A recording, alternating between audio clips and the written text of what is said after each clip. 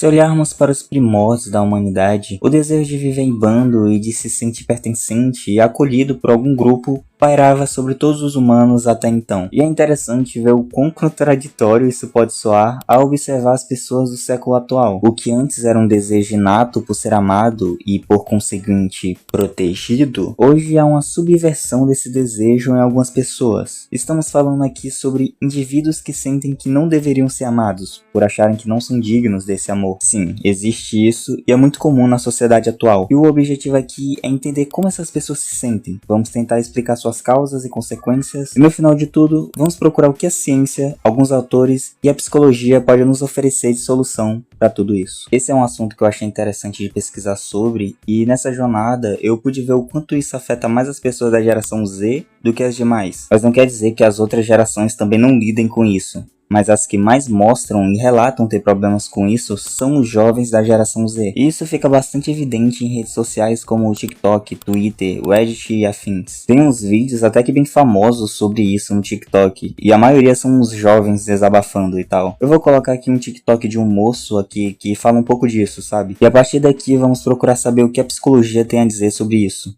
Gente, imagina alguém tentando demonstrar amor pra você e você, tipo assim, sabe, em algum comportamento, em algum pensamento seu, você ficar, nossa, será que eu mereço isso? Será que eu fiz alguma coisa pra receber esse amor e tal? Você fica todo estranho, todo estranhão. Gente, tem uma coisa muito interessante pras pessoas que acabam passando por isso, que é tentar entender essa questão do não merecimento do amor. Porque é louco, né, gente? Eu tava até conversando isso com alguns colegas meus, que a gente, aquela pessoa, né, que ama intensamente, tem os intensos, né? Ah, eu amo intensamente os meus amigos, eu saio com eles, eu falo eu te amo mesmo, com os caras que eu saio, meu namorado, enfim, o que for. Só que quando a gente fala sobre receber amor, a gente se sente um pouco mal, a gente fica, ué, mas tipo, ai, que estranho, tipo, e principalmente se você tem uma crença, né, como a colega colocou no comentário, principalmente se você tem uma crença em relação a isso. Gente, a abordagem da psicologia que mais conversa com crenças é a do Aaron Beck. E ele traz, gente, que a gente tem vários tipos de crenças e uma delas pode ser justamente uma crença que nos atrapalha. Bom, ele já começa falando do contraste entre dar e receber afeto, carinho, e que isso soa meio como uma espécie de autossabotagem. E no fim ele fala sobre crenças nucleares e algumas ideias da terapia cognitiva comportamental, que por sinal explica e ajuda muito nesses casos. E é com ela que a gente vai buscar as respostas.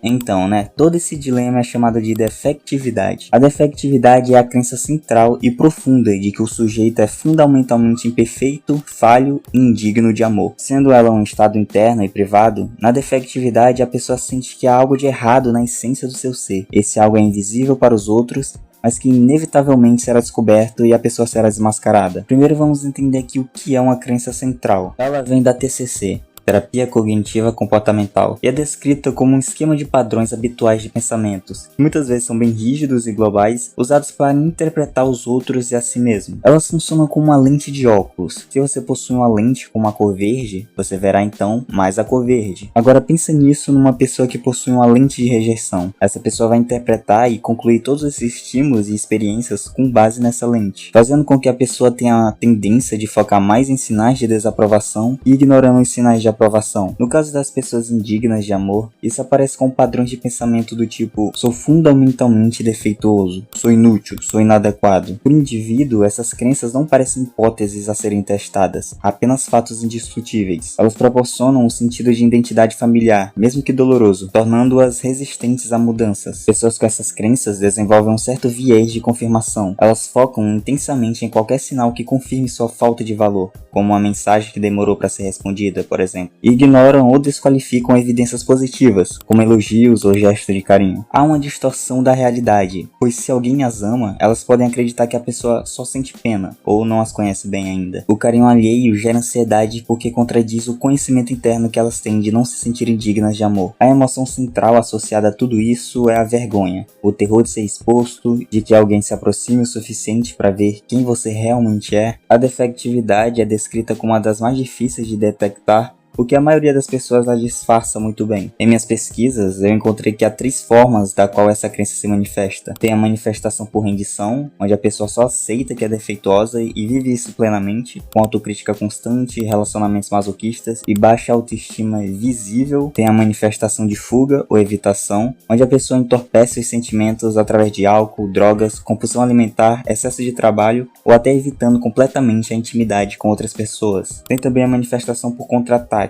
ou supercompensação, onde a pessoa se torna narcisista, hipercrítica, obcecada por status e sucesso só para nunca parecer defeituosa. Bom, existe um livro do qual os autores eu não vou me atrever a pronunciar o nome, mas que se chama Reinvente Sua Vida. Esse livro fala de várias armadilhas psicológicas que a gente cai e que atrapalham a nossa vida. Uma dessas armadilhas abordadas é a defectividade. E ao decorrer do livro há alguns casos clínicos sobre esse tema que são mostrados e eu acho interessante mostrar uns aqui. E quero ver se você se identifica com alguns deles. E também identificar qual tipo de defectividade é manifestado no caso. Tem o caso da Alison de 30 anos. Alison se rende totalmente ao senso de ser falha. Ela está em contato direto com seus sentimentos de indignidade ao namorar Matthew, um homem genuinamente bom que a pediu em casamento. Diante disso tudo, ela vive em constante terror de ser descoberta. Ela simplesmente descarta evidências de carinho, pega gestos neutros e distorce eles como se fosse uma rejeição. Se autocritica com frases do tipo: não tenho nada a oferecer, sou uma idiota, não sirvo pra nada. Tem também o caso de Max, de 32 anos. Ele é descrito como alguém snob, superior e autoconfiante. É extremamente crítico com os outros e manipula pessoas só pra atingir status e prestígio. Ele tenta convencer a si mesmo e aos outros de que é perfeito e é especial, apenas para esconder a vulnerabilidade terrível de se sentir desvalorizado. E aí, identificou qual o tipo de cada um? Dito tudo isso, há algumas respostas da psicologia sobre a origem disso.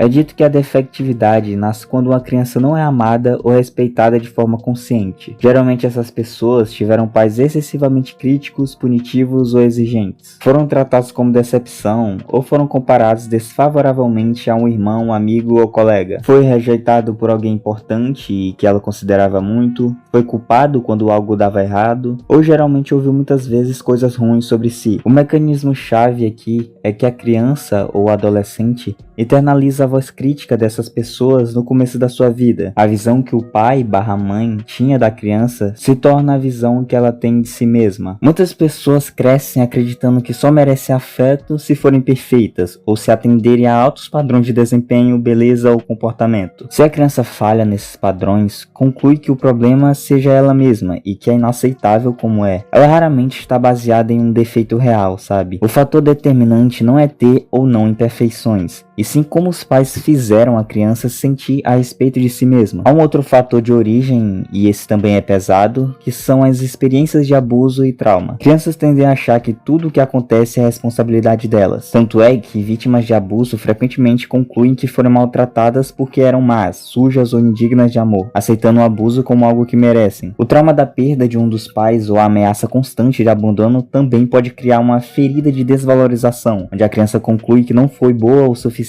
para fazer o pai ou a mãe ficar. O bullying ou a exclusão social na escola também podem entrar aqui, por talvez haver críticas às características físicas, como peso, estilo ou jeito de ser. Isso reforça a ideia de que se a pessoa é diferente, portanto, é menos digna de aceitação que os outros. Há também a influência cultural, onde mensagens da mídia e da sociedade que valorizam excessivamente a aparência física ou o sucesso material, de certa forma ensinam que pessoas fora desses padrões têm menos valor. É possível ver um grande paradoxo em toda essa crença, já que elas desejam desesperadamente ser amadas, mas quando mais alguém as ama, menos as atraem. Elas podem sentir mais química com parceiros que as criticam ou rejeitam, porque isso seria consistente com sua autoimagem. Quando alguém genuíno e amoroso aparece, a ansiedade de ser descoberta se torna insuportável. Mas enfim, né? A gente já falou do que é isso, como isso se manifesta e suas origens. Agora, como a psicologia mostra o caminho para mudar tudo isso? Bom, existem alguns caminhos que alguns livros indicam e eu vou elencar alguns deles. O primeiro passo é reconhecer que esse entendimento de ser defeituoso não é um fato. É uma percepção distorcida ou um óculos que você usa para ver o mundo. No livro A Mente Vencendo o Humor, mostra uma dinâmica do qual a pessoa pergunta-se repetidas vezes: se esse pensamento de que não gostam de mim for verdade, verdade, o que isso significa sobre mim? Pois isso de certa forma ajudará a confrontar sua crença nuclear. Há a necessidade de diferenciar comportamento de identidade. No caso seria parar de se rotular de forma global. Em vez de dizer sou um fracasso, é recomendável falar eu errei naquela tarefa específica. Alguns indicam você reviver a dor da infância, se reconectando com aquela criança ferida, identificando quem o criticava e o envergonhava. Em outras palavras, seria você trazer esse você de agora para confrontar aquela criança ferida. Monitorar os gatilhos também é uma boa. Você listar as situações que disparam a armadilha, por exemplo, ficar sozinho, se comparar com outros, falar em público, receber elogios. Tem aquela clássica técnica do duplo padrão, onde você tenta se perguntar: eu diria a um amigo querido as coisas cruéis que digo a mim mesmo? Se você não o julgaria assim, por que faz isso consigo, né? Uma outra muito boa é a análise de custo-benefício, que seria você listar as vantagens e desvantagens de continuar se criticando. No fim, você provavelmente perceberá que a autocrítica geralmente gera depressão e isolamento, em vez de motivação. Enfim, tem muito mais coisas para comentar sobre isso aqui, e isso é apenas um apanhado geral sobre o assunto. Todas as ideias e explicações mostradas aqui são de alguns livros científicos aí. E uma mensagem final sobre esse tema é que essa crença não é baseada em quem você realmente é mais baseada em como você foi tratado. A vergonha que sente pertence às pessoas que te machucaram, não a você.